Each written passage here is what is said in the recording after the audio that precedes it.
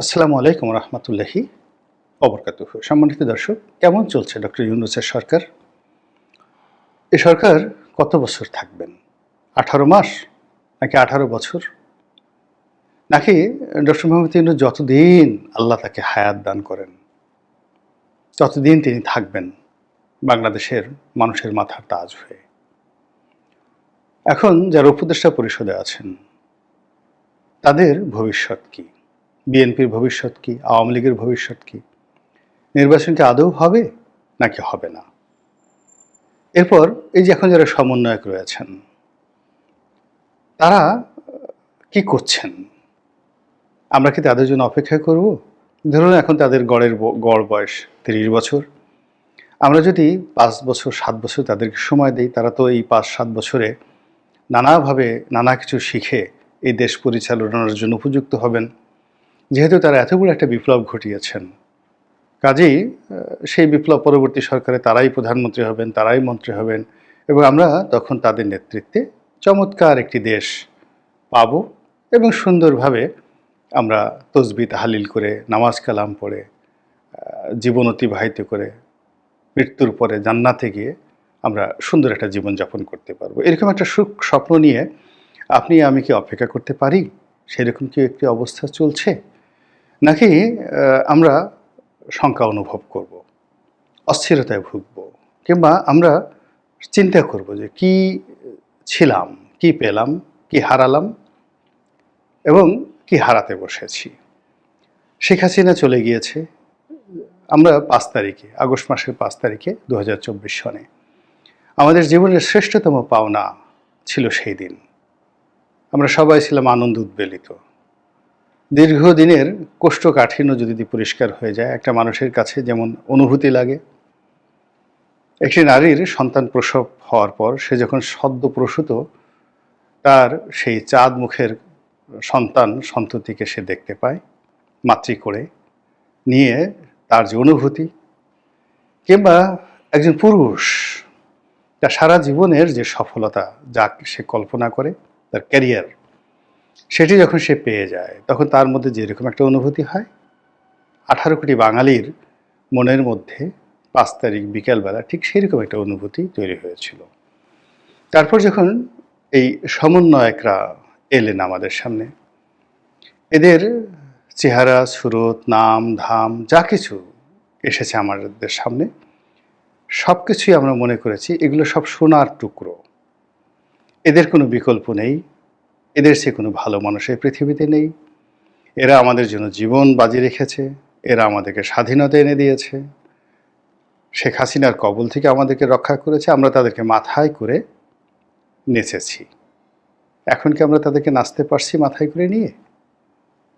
এরপর যখন একটি সরকার গঠন হলো এবং সেই সরকারের কর্তা ব্যক্তিরূপে আমরা যখন ডক্টর মোহাম্মদ ইউনূসের নাম শুনলাম, উপদেষ্টা পরিষদে যখন আমরা আসিফ নজরুল সাহেবের নাম শুনলাম, ডক্টর সালেহ আহমেদের নাম শুনলাম, আমরা আনন্দে একেবারে উদ্বেলিত হয়ে পড়েছিলাম যে না না, এর চেয়ে ভালো কিছু আর হতে পারে না। এইবার হাজার বছরের বাঙালির যে দুঃখ এবং দুর্দশা সব দূর হয়ে যাবে। কিন্তু এখনো পর্যন্ত ৬০ দিন যায়নি, মানে 60 days নট ইভেন ওভার।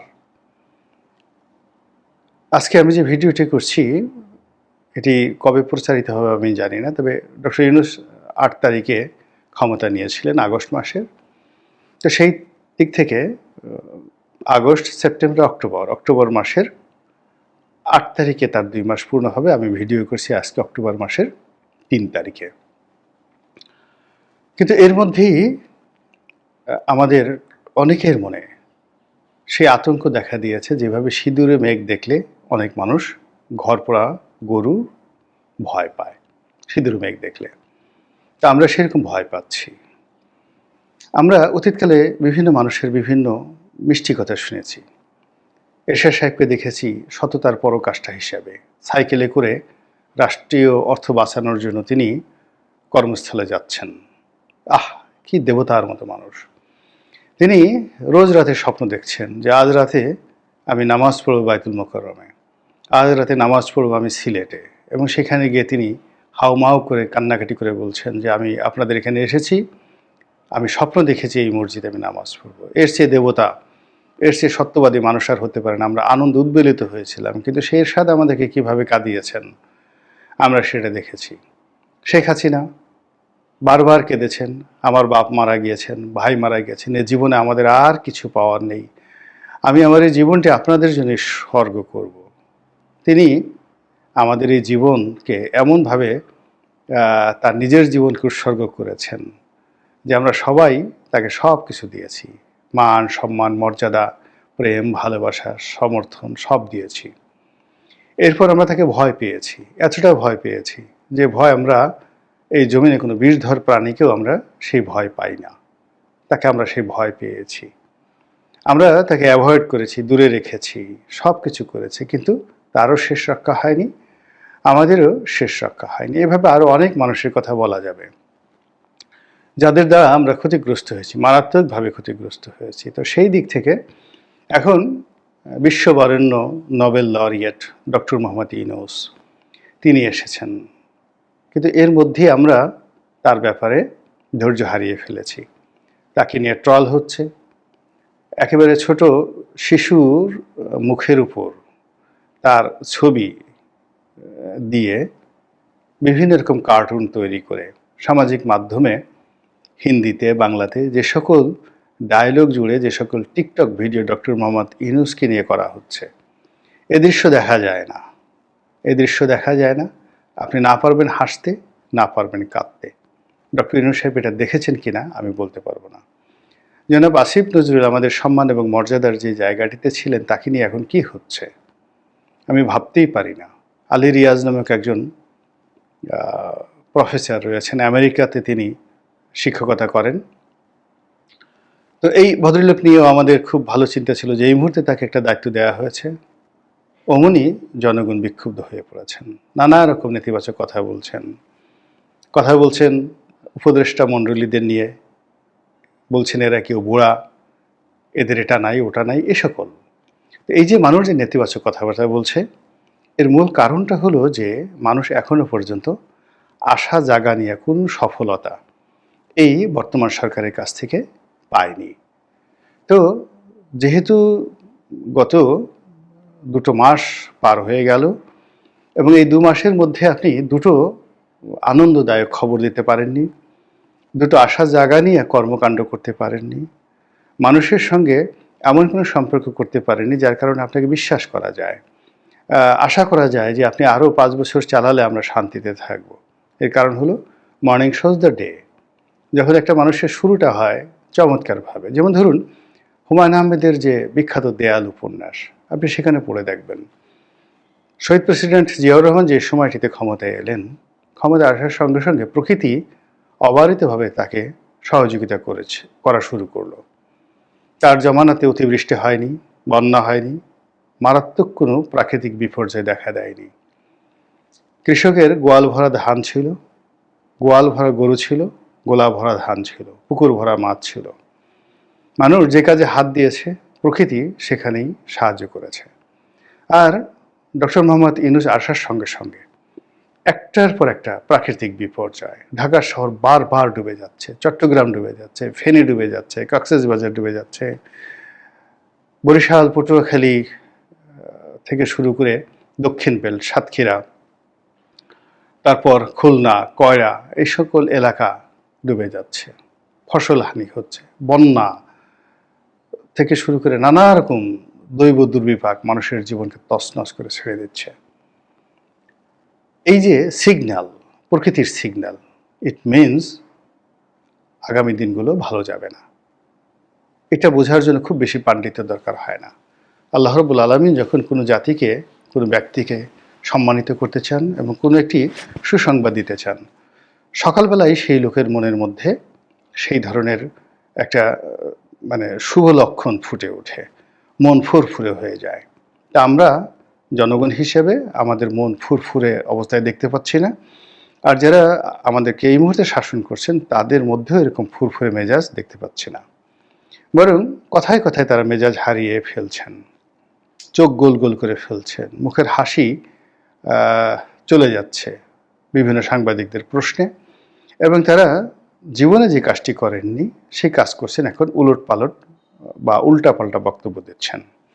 বেশ কয়েকজন উপদেষ্টা, আমি নাম বলবো না, প্রথম দিকে তারা টেলিভিশনে এসে বা টেলিভিশনে ক্যামেরা দেখলে বেশ চমৎকার করে কথা বলতেন। নিজের যে অধিক্ষেত্র, কর্মের যে অধিক্ষেত্র, সেগুলো অতিক্রম করে তারা অনেক কথা বলতেন। ইদানিংকালে তাদের প্রায় সবাই খামোশ হয়ে গিয়েছেন, কথা বলছেন না, তাদের মুখ শুকিয়ে গিয়েছে, এবং তারা সিদ্ধান্ত নিতে পারছেন না যে তারা কি করছেন এবং তারা কি করবেন এবং আগামীতে তাদের পরিণতি কি হবে। এই বিষয়গুলো নিয়ে তারা খুব বেশি আশাবাদী হতে পারছেন না, ফলে তাদের কর্মের আমি এখনো পর্যন্ত কোনো গতি দেখছি না। যিনি উজির আজমের পদে আছেন, প্রধান উপদেষ্টা ডক্টর মোহাম্মদ ইউনূস, তিনি একটি জগা খিচুড়ির সরকার চালাচ্ছেন। না বৈপ্লবিক সরকার, না গণ অভ্যুত্থানের সরকার, না গণবিস্ফোরণের সরকার, না সাংবিধানিক সরকার, না অসাংবিধানিক সরকার, না মার্শাল ল গভর্নমেন্ট, না মঈনুদ্দিন ফখরুদ্দিনের মতো সামরিক সরকার ব্যাকড গভর্নমেন্ট, কিছুই না। একটি হ-জ-ব-র-ল। এখানে তিনি আমেরিকার ওই সার্টিফিকেট পেয়েছেন, ইংল্যান্ডের ওই সার্টিফিকেট পেয়েছেন। আজ মাহাতির মোহাম্মদের দেশের মানুষ, প্রধানমন্ত্রী আনোয়ার ইব্রাহিম, তার সঙ্গে তার বন্ধুত্ব রয়েছে, তিনি ফোন দিয়েছেন। এ সকল খাজুরি আলাপ শুনে আমাদের কোনো লাভ হচ্ছে না। আমরা দেখতে চাচ্ছি যে তিনি আসলে সত্যিকার অর্থে রাষ্ট্রনায়ক হিসেবে কতটুকু সফলতা দেখাতে পারছেন। সেটি বলতে গেলে খুবই হতাশাজনক। তিনি বেশ কয়েকটি সাক্ষাৎকার দিয়েছেন এবং সব সাক্ষাৎকারগুলোতেই তিনি প্যাচ লাগিয়ে দিয়েছেন। তিনি অ্যাসোসিয়েট প্রেস ইন্ডিয়ার সঙ্গে একটি সাক্ষাৎকার দিয়েছেন এবং সেখানে ইন্ডিয়া বাংলাদেশ সম্পর্ক নিয়ে, শেখ হাসিনাকে নিয়ে, আওয়ামী লীগের রাজনীতি নিয়ে যে সকল কথাবার্তা বলেছেন খুবই আপত্তিকর, অরাজনৈতিক, উস্কানিমূলক। আবার সেই কথার উপর তিনি স্ট্যান্ড না নিয়ে মুহূর্তের মধ্যে গতি পরিবর্তন করে তিনি আবার চেষ্টা করেছেন ভারতে ইলিশ পাঠাতে, নরেন্দ্র মোদীর সঙ্গে বৈঠক করার জন্য, ভারতের সঙ্গে বন্ধুত্ব করার জন্য।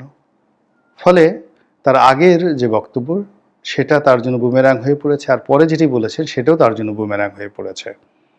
এর কারণ হলো, আপনি রাবারের মতো, আপনি যত বেশি টানাটানি করবেন এটার ইলাস্টিসিটি তত বেশি কমতে থাকবে। ডক্টর মোহাম্মদ ইউনূসের ইলাস্টিসিটিও ঠিক সেইভাবে কমে যাচ্ছে। This is one. এরপর তিনি আমেরিকাতে গিয়েছেন। আমেরিকাতে গিয়ে তিনি বেশ কয়েকটি পশ্চিমা গণমাধ্যমের সাথে সাক্ষাৎকার দিয়েছেন। নিউ ইয়র্ক টাইমস থেকে শুরু করে বেশ কয়েকটি আন্তর্জাতিক গণমাধ্যমের সঙ্গে সাক্ষাৎকার দিয়েছেন। I find nothing. কোনো কিছু সেখানে পয়েন্টিভ ছিল না, টু দি পয়েন্ট ছিল না, পয়েন্টিভ ছিল না, এবং প্রসপেক্টিভ ছিল না। কথাগুলো ইংরেজিতেই বললাম, পয়েন্টিভ অ্যান্ড প্রসপেক্টিভ ছিল না। বরং সব কিছুর মধ্যে কীরকম যেন একটা এলোমেলো কথাবার্তা, লড়র ভড়র কথাবার্তা, এটা করব, ওটা করবে, এটা হবে, এটা হবে। এরপর তিনি অহেতুক কতগুলো কাজকর্ম করেছেন। সমন্বয়কদের নিয়ে সেখানে গিয়েছেন, ক্লিন্টন ফাউন্ডেশনের সঙ্গে একটা বৈঠক করেছেন, এটার সেখানে 3-0 নিয়ে কথা বলেছেন। এখন ক্লিন্টন ফাউন্ডেশনের সঙ্গে বৈঠক করা, বিল ক্লিন্টনের সঙ্গে একটা অনুষ্ঠান করা, সমন্বয়কদেরকে মঞ্চে উঠিয়ে আমেরিকার মাটিতে কথা বলা, বলেন তো বাংলাদেশে 2 পয়সার উপকার হবে? আমাদের ফেনীর বন্যার কোনো উপকার হবে? সাভারের আশুলিয়ার গার্মেন্টসগুলো যে বন্ধ হয়ে আছে, শ্রমিক অসন্তোষ চলছে, কোনো শ্রমিকের ঘরে যে চুলা জ্বলছে না, এবং এই শ্রমিক যারা বেতন পাচ্ছেন, অনেক শ্রমিক, একজন দুজন নয়, এমন একটা অবস্থা। আমি জাস্ট একটা উদাহরণ দিই। আমার একটা গার্মেন্টস ফ্যাক্টরি আছে, তার পেছনেই বার্স বাংলাদেশ নামক একটি গার্মেন্টস আছে, বেশ বড়, প্রায় 20,000 লোক চাকরি করে, অনেক পুরনো, না হলেও 30 বছরের পুরনো একটা গার্মেন্টস ফ্যাক্টরি। এখন ধরুন সেই গার্মেন্টস ফ্যাক্টরি গত 3 মাস ধরে তারা বেতন দিতে পারছে না। এত পুরনো একটা গার্মেন্টস 3 মাস ধরে বেতন দিতে পারছে না কেন? শেখ হাসিনার জন্য, ডক্টর ইউনূসের জন্য, আমাদের জন্য, অর্থনীতির জন্য। 30 বছর যাবৎ তারা চালিয়ে আসছে, এখন তারা পারছে না। শ্রমিকের সব রাস্তায়, এই 20,000 শ্রমিক তারা খাবে কি বলেন? এই 3 দিন, 4 দিন, 5 দিন পুরো রাস্তা তারা অবরোধ করে রাখলেও কিন্তু তাদের তো বেতন হলো না, বিকল্প চাকরি হলো না। এই লোকগুলো করবে কি? আপনি কোটার বিরোধী আন্দোলন করেছেন, তারপরে ক্ষমতায় বসেছেন, আপনার তো খাবারের কোনো সমস্যা হচ্ছে না। কিন্তু এই শ্রমিকদের জন্য যদি আপনি 10,000 মেট্রিক টন 50,000 মেট্রিক টন চাল বরাদ্দ করতেন, যে ঠিক আছে বাবা, আমি রাষ্ট্রের পক্ষ থেকে এই বার্ডস এর যারা গার্মেন্টসের যারা বেতন পাচ্ছেন না 3 মাস ধরে, আমি তাদেরকে 1 বস্তা করে চাল দিলাম, 50 কেজি করে চাল দিলাম। তো আপনি তো সেই কাজ করছেন না।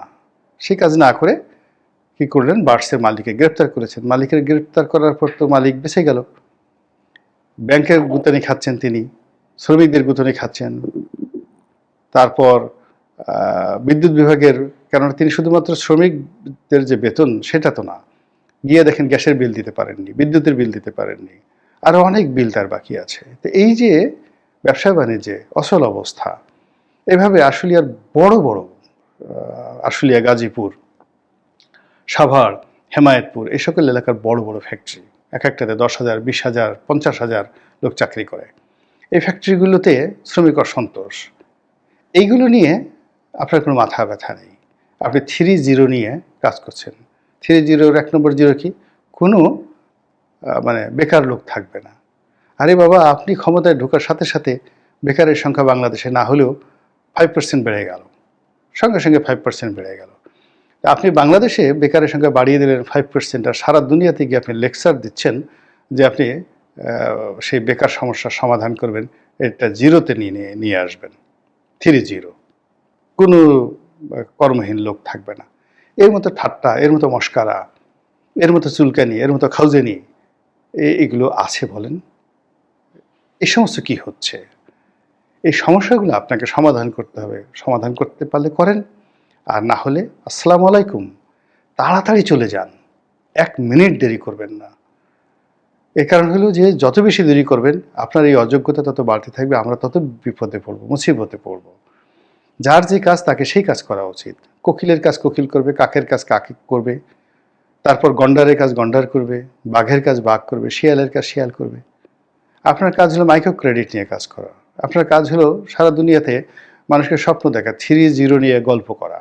আপনার কাজ হলো অলিম্পিকের মশাল নিয়ে দৌড় দেওয়া। আপনার কাজ হলো নিকোলাই সার্কোজির সঙ্গে বসে কী করে অলিম্পিক যে খেলা হবে সেই অলিম্পিক খেলার মধ্যে কি করে সোশ্যাল বিজনেস ঢুকিয়ে দেওয়া যায়, এই সমস্ত কথাবার্তা বলা, একটা বক্তব্য দিয়ে টাকা উপার্জন করা, এগুলো হলো আপনার কাজ। আর এই রাজনীতি করা, মিছিল করা, মিটিং করা, ঝাড়ু মিছিল, এগুলো ফেস করা, দুর্নীতিবাজ, অন্যায়কারী, জুলুমবাজ, এদের সাথে লড়াই করা, সংগ্রাম করা, এগুলো যদি না পারেন দেরি করবেন না, প্লিজ দেরি করবেন না। আর অনুরোধ, আমরা আপনাকে সবসময় হাসি মুখে দেখতে চাই, স্মাইলিং ফেস। রাগ করবেন না, রাগ করলে মানুষকে ভালো দেখায় না। আপনি বঙ্গবন্ধুর নাম শুনে, 71-এর মুক্তিযুদ্ধের নাম শুনে, ভয় যাবে আমেরিকার যে সাংবাদিক প্রশ্ন করেছে, সেই প্রশ্ন শুনে যেভাবে আপনি চোখ গোল গোল করে ফেলেছেন, আমরা এই অবস্থায় আপনাকে দেখিনি কখনো। আপনার এই দৃশ্য দেখে আমাদের খুব ভয় হচ্ছে।